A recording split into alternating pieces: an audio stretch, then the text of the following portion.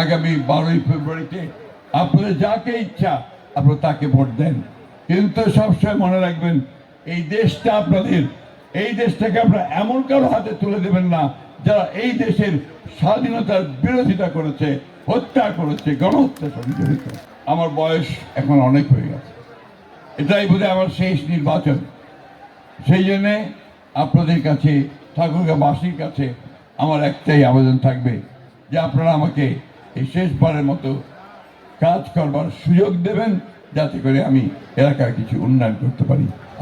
কি ভয়াবহ চিন্তা করেন যে কোন বিশ্ব, সেই বিশ্বে ধর্মের কারণে একজন মানুষ আরেকজন মানুষকে হত্যা করে, যুদ্ধ করে, গুলি চালায়, শিশুকে আছড়ে ফেলে দেয়।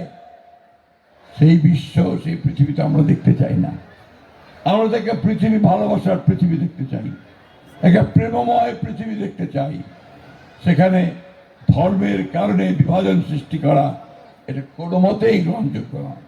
আমরা আজকে একটা সুযোগ পেয়েছি আন্দোলনের মধ্য দিয়ে নতুন একটা পরিবেশ সৃষ্টি করার, যে পরিবেশে আমাদের মধ্যে একটা সুযোগ এসেছে একটা নতুন বাংলাদেশ নির্মাণ করবার।